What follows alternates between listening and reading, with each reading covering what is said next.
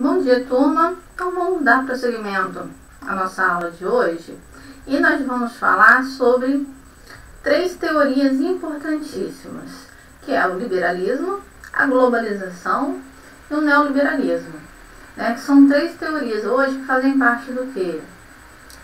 Da política e do comércio internacional. Então a gente vai entender o que quer dizer cada uma dessas aí, porque a gente vive o quê? Num mundo globalizado. Mas o que é esse mundo globalizado? Como é que surgiu? A questão dessas políticas neoliberais. O que são essas políticas neoliberais, né? Que tantas pessoas falam por aí, né? O Brasil adota essa política neoliberal, mas o que é? Então hoje na nossa aula a gente vai tratar sobre esses assuntos, tá? Então vamos lá. Primeiro, para a gente começar, a gente vai voltar um pouco ao passado para a gente entender o que é o liberalismo, tá?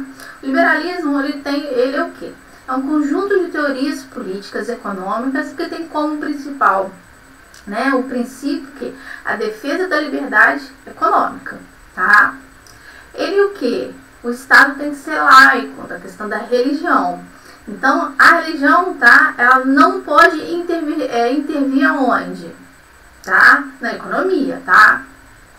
A prevalência do livre mercado para todo mundo. O Estado laico, porque não se identifica com nenhuma religião, tá? Então, uma coisa é a igreja, tá? A religião, e outra é o quê?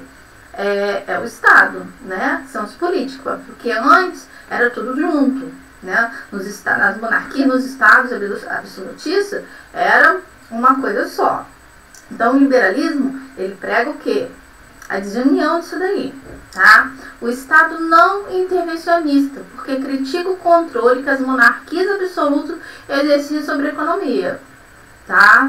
Então, era muito complicado na mão de uma pessoa ter todo esse poder aí, tá? E isso daí, cuja expressão era o monopólio estatal típico do mercantilismo. Então, foi quebrado que essa barreira aí, o liberalismo, ele criticava, né, a questão do Estado laico e a questão do que? O Estado não intervencionista na economia, tá? Ele era contra isso aí. Né? Ele teve origem, né, através de John Locke, lá no século XVII, onde existiam ainda as monarquias absolutistas, tá? E ele ganhou força, realmente, como, né, uma teoria no século XVIII, através de quem? Do economista Adam Smith. Nós vamos estudar mais para frente um pouco sobre isso daí. Quais são os principais princípios do liberalismo?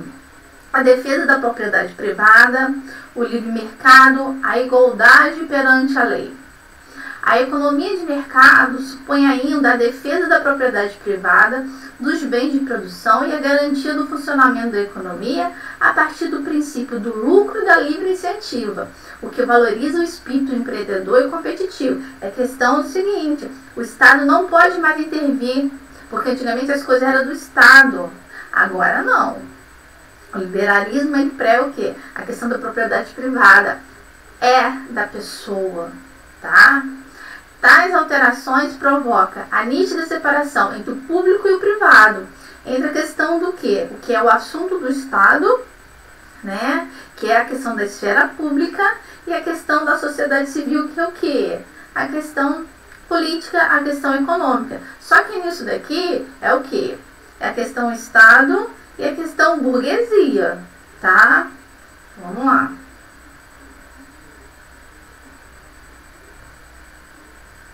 Aí vem o chamado liberalismo econômico. O que seria esse liberalismo econômico aí? Esse aí é o Adam Smith, né? Que fez com que essa teoria ele ganhasse bastante força, né? A definição: movimento de defesa das liberdades individuais contra a interferência do Estado absolutista. Né? A gente já tinha falado isso antes, né? Aí, a primeira coisa é a separação da economia com a política e da religião. a propriedade privada, a liberdade de escolha, a igualdade jurídica, a liberdade de concorrência, a não interferência do Estado e o livre contrato de trabalho, com direitos impostos pelo Estado. Tá? Então, isso daí são características do liberalismo econômico. A gente lembrando que a burguesia já era detentora do dinheiro, era comerciante, mas na questão política ela ainda não tinha nenhuma liberdade, né, de ir e vir, vamos falar assim, tá? Ela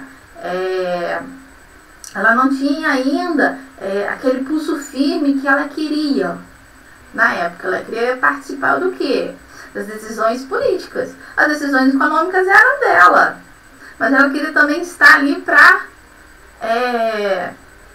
agir, para ter a sua opinião. Por isso, o liberalismo ele ganhou força, porque dividia a questão do Estado e da economia, tá? A adoção de uma Constituição, tá? E objetivo positivo nisso aí: aumento da produção, lógico, né? Porque isso aí iria ficar por conta, né, da burguesia, a questão da propriedade privada, né, com a redução dos custos das mercadorias e até o lucro, gerando uma prosperidade econômica geral, sem a necessidade de intervenção do Estado, né, que apenas garantiu o cumprimento dos contratos que iriam ser feitos. Então todo mundo ia sair ganhando. O Estado ia sair ganhando, a nobreza ia sair ganhando, a burguesia ia sair ganhando, menos o povo ia sair ganhando isso daí, tá? Aí surge tempos depois, tá? Aqui no século XX, o chamado neoliberalismo. Para a gente entender o neoliberalismo, a gente precisava primeiro saber o que foi o liberalismo. Porque o neoliberalismo, igual tá ali, neo é o que é novo, foi uma repaginada no liberalismo lá de Adam Smith do século XVIII, tá? Então, o que aconteceu? Foi uma retomada do liberalismo, né? Idealizado por Milton Friedman na década de 70, como alternativa à crise gerada pelo aumento do petróleo, lá na década de 70, né? Quando teve, em 1973, né, a crise do petróleo mundial, porque o petróleo era o quê? Era a fonte de energia usada por todos os países. Então, o que aconteceu? Esse cara sentou e falou: vamos agora fazer uma nova doutrina aí para organizar a política econômica da sociedade, tá? Então, é um conjunto de ideias políticas e econômicas que defende a não intervenção do Estado na economia. Então, o Estado, tá, não podia intervir, porque o Estado estava intervindo na economia. Ele ditava as regras.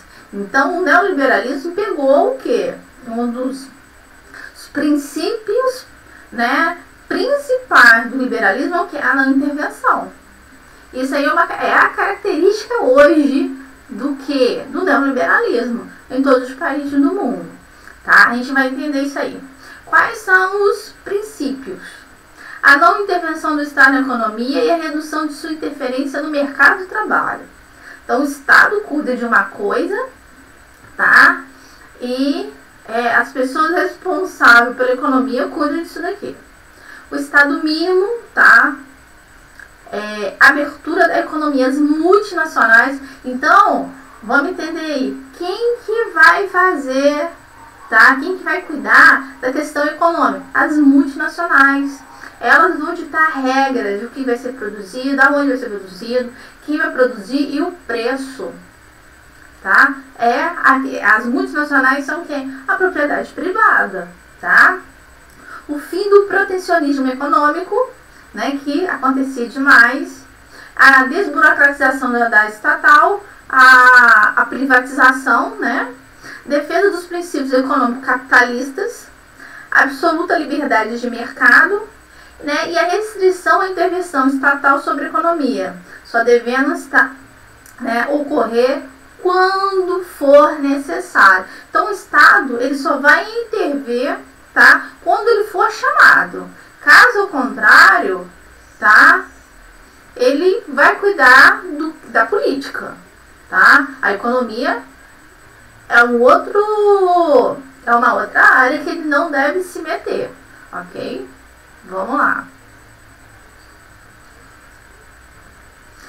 Então, de 1945 a 73, tá? Houve umas políticas sociais chamadas Welfare State, tá? Essas políticas, né, responsabilizam o Estado por promover o quê? Serviços públicos básicos essenciais para a população. É o quê? Moradia, manutenção de renda, seguridade social, educação, saúde pública. É o básico para uma sociedade, o quê? Sobreviver, andar, né? Então, essas políticas sociais, durante essa fase, né, foi obrigação o quê? Do Estado promover isso daí, tá? E é uma das características o quê? Da questão do neoliberalismo, tá? Vamos lá. Aí, na década de 50 e 60, o que acontece? Há um crescimento de produtos industrializados cada vez maior, porque também nessa época estava começando que a terceira revolução industrial com o Japão. E começa também o que? Chamado capitalismo policêntrico. É o que? Vários outros países a se industrializarem também, né? E estarem o que? Voltados, né, os seus produtos. Então a América Latina nessa época aí, né?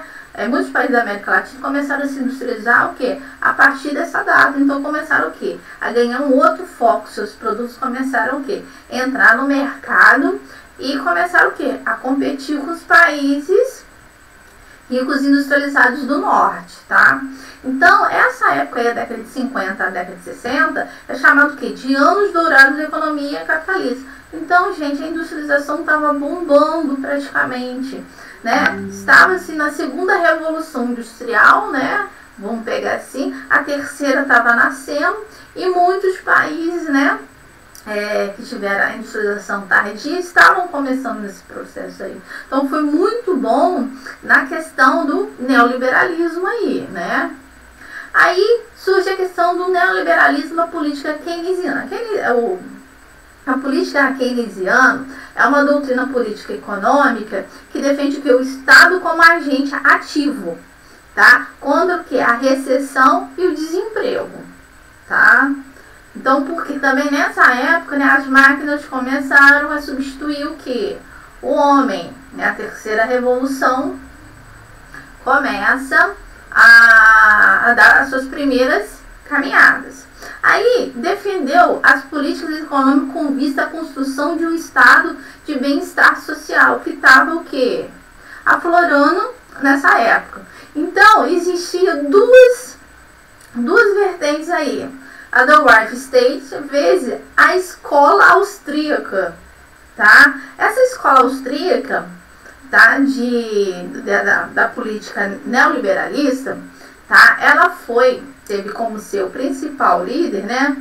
Montpellier, que na Suíça, onde foi fundada uma sociedade de ativista em oposição ao quê?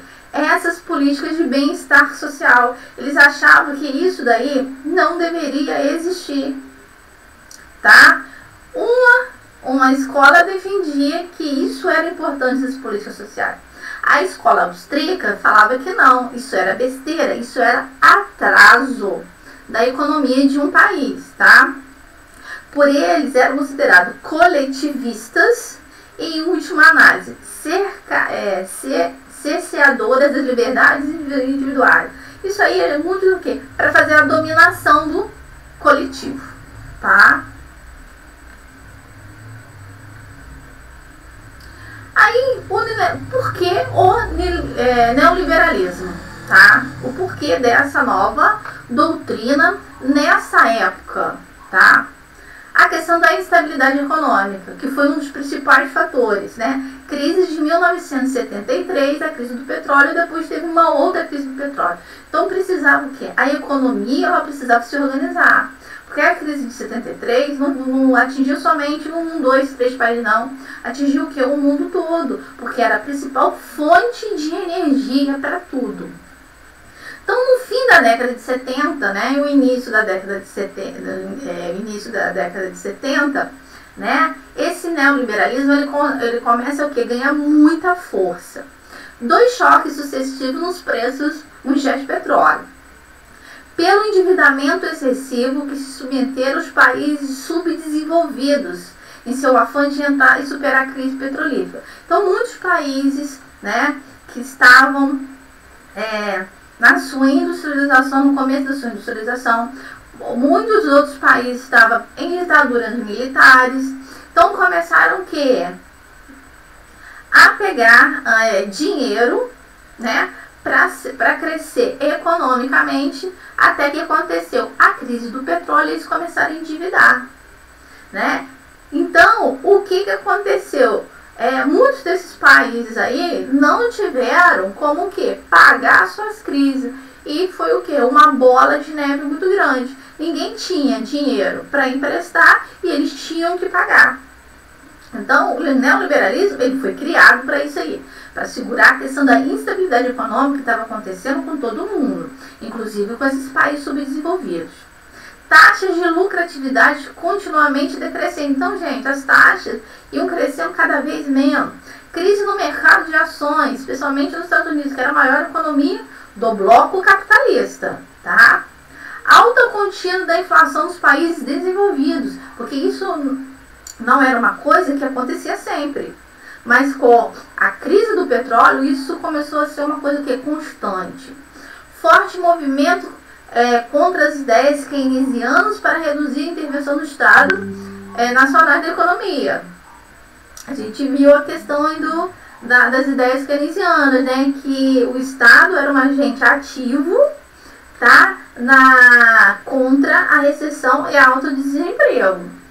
Aí surge três figuras muito importantes nessa época.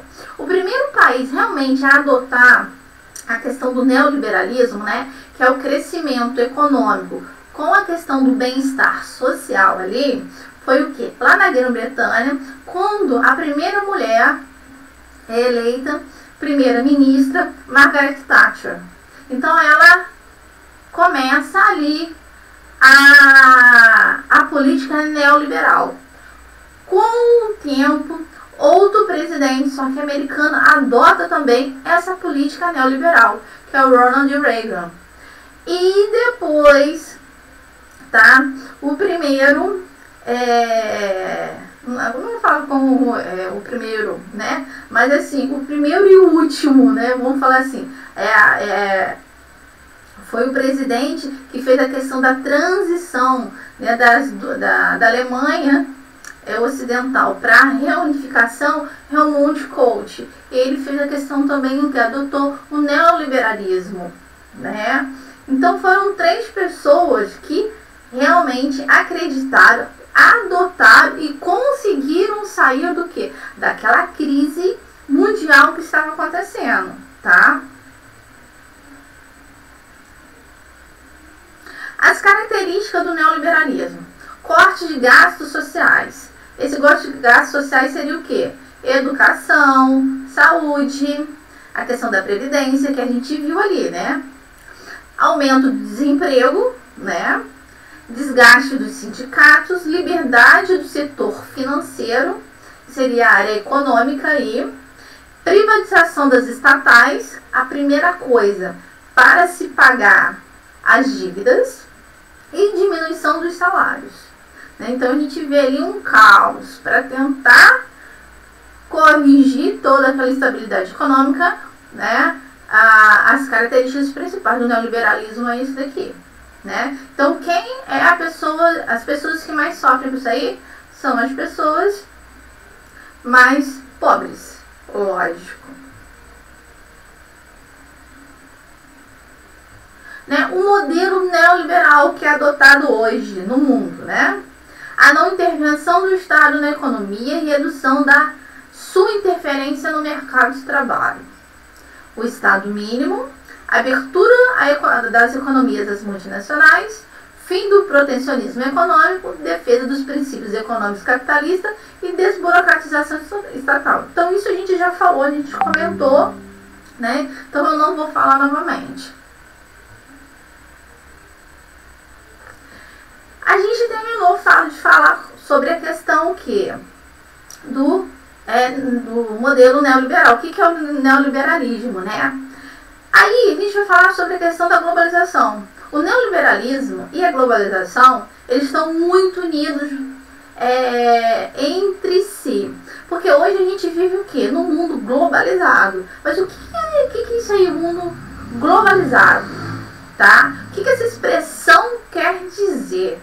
Que muita gente ainda não entendeu. E outra, a globalização, ela foi para todo o planeta Terra? Não. Com certeza não. Os países que mais sofrem com isso são os países do quê? Da África, principalmente alguns países da Ásia e alguns países da América Latina, que não teve o quê? Não tem dinheiro suficiente para estar nesse mundo. A globalização, atualmente, é considerado, vamos falar assim, uma segregação mesmo, né? A gente vê aí, né, a questão da tecnologia, né, a questão da internet, o mundo todo conectado. Mas será que todo mundo está conectado? Né? A gente tem que pensar nisso daí. Ainda há essa segregação, né? Então, a globalização hoje, ela não é igual para todo mundo, não. Existe o quê? Países privilegiados. Existem povos que são privilegiados. E existem pessoas que são privilegiadas com a globalização. E a maior parte do mundo não está ainda conectada com isso daí. Então, para a gente entender a globalização, a gente tem que voltar um pouco no tempo também. Então, como é que começou essa globalização? É uma coisa nova agora da década de 90? Não. Ela começou lá no século XV e XVI, com o capitalismo comercial, né? Quando há o quê? A formação das monarquias nacionais, né? A união entre a burguesia e a realeza, as grandes navegações, né? O mundo está centralizado somente onde ele é na Europa. Quando acontecem as grandes navegações, né? Que começa a fazer o quê? O périplo africano para chegar até as Índias, o descobrimento da América. Gente, a globalização, o primeiro passo, a primeira fase da globalização começa a acontecer aqui, né? Qual era o modelo econômico adotado? O mercantilismo, né? O colonialismo que existia, o pacto colonial, o monopólio, né? Entre a colônia, né? Que era os países recém-descobertos, né? E as monarquias, né, que se exploravam dessas terras recém-descobertas. E os impérios coloniais aí, né? A segunda fase da globalização se deu quando, lá no século XVIII e XIX, com o capitalismo industrial, a Revolução Industrial, tá? Qual o país que liderou? A Inglaterra, esse processo industrial para o mundo todo. Né, quando houve a substituição do capitalismo industrial, né, a ferramenta, a máquina, para o quê? A manufatura, que seria a fábrica. Então o mundo ele mudou completamente, o antes da Revolução Industrial para depois da Revolução Industrial. Né, na primeira fase da Revolução Industrial, né, a introdução de máquinas no processo de produção de mercadoria, substituição do absolutismo pelas monarquias parlamentares, e a ideologia mercantilista pela ideologia liberal. Então, gente, nesse campo mudou o quê? O econômico, o político e o social. Então, essas três faces foram mudadas. É por isso que a Revolução Industrial ela foi muito importante, né? Ela, nesses três campos, houve uma mudança em tudo, né? No mundo. O mundo estava muito atrelado à questão da manufatura ali, né, da questão somente do mercado, né, do pacto colonial, da questão dos reis que mandavam. O capitalismo ele quebrou esse paradigma aí, tá? Vamos lá. A globalização é um fenômeno social que ocorre em escala global. A gente viu que realmente não ocorre, né? É só para alguns. Interligação mundial favorecida pelo desenvolvimento dos transportes e da comunicação, né? Expansão do capitalismo, expansão dos mercados, né, por a questão do lucro, a concorrência de produtos nacionais e estrangeiros, isso aí ficou bem claro, né, porque antes um produto internacional era muito mais caro e demorava para chegar. Hoje, rapidamente se encontra em qualquer lugar, você pode comprar e chega muito rápido, muito barato. Né? Os principais agentes, as corporações mundiais, que são que os blocos econômicos, a gente vai estudar na próxima aula. Isso é uma característica da globalização. Os países, eles o que? Se unirem a um bem comum, né? Vamos nos ajudar ali a crescer o que? Economicamente, tá? E as empresas também que se uniram, né? A característica da globalização, as empresas transnacionais, hoje praticamente quase todos os países do mundo têm esses tipos de empresas. Os blocos econômicos, as novas tecnologias de informação, a mídia, as organizações não governamentais, ONGs que estão trabalhando, né? Muitas dessas ONGs aí estão espalhadas em todo o mundo. As ONGs existem, a maior parte das ONGs são ONGs sociais, né, de defesa do meio ambiente, a questão do bem-estar social. Então, existem várias ONGs aí. Os grandes grupos financeiros e o Estado Nacional. A globalização das comunicações, né? A gente vai falar de duas coisas importantes. Primeiro, da questão da comunicação, depois da divisão do trabalho. Então, seria o quê? A internet, gente. Hoje a gente vive, nós somos escravos da internet, praticamente. Agora, imagina um mundo sem internet. Eu vivi num mundo sem internet, eu era feliz, né? Agora eu sou escrava, né? Como muita gente é escrava da internet, né? Possível graças a acordos e protocolo entre diferentes entidades privadas da área de comunicações e governos do mundo. A gente pensa assim, nossa, a internet, coisa nova. Não, gente, a internet já existia na época da Guerra Fria. E ela foi muito usada, principalmente com os Estados Unidos, né? Eles que foram os responsáveis, né? Pelo uso da internet, né? Depois que ganhou essa escala mundial. Fluxo de troca de ideias e informações, né? Uma coisa acontece aqui no Brasil, automaticamente você sabe que alguém lá na Nova Zelândia está sabendo, está vendo, está ouvindo. Então a gente tem o que? A informação, né, na palma das mãos hoje, com o celular, com o computador, com o tablet, com o notebook, né? Porque é uma coisa assim muito rápida. Aumento da universalização do acesso no meio de comunicação, barateamento dos aparelhos e inovação tecnológica. Porque isso aí até é a coisa o quê? Princípio capitalista, é a questão do lucro. Então hoje os aparelhos, né, como o celular, né, como eu falei, computador, ele é necessário para o quê? Para você ter informação, você ter ideias, você trabalhar, igual está acontecendo aqui. Eu estou trabalhando em casa por causa do quê? Da globalização, por causa da internet, né? E pra gente terminar, né, uma outra coisa, a globalização é a questão da divisão do trabalho. O que ela proporcionou isso daí?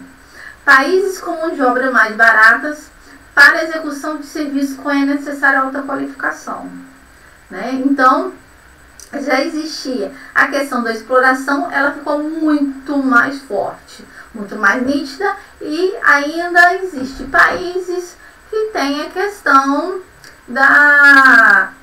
do trabalho escravo. A gente sabe que tem muitos países ali do Oriente, a China, né, alguns países dos Tigres asiáticos, que tem um trabalho escravo aí.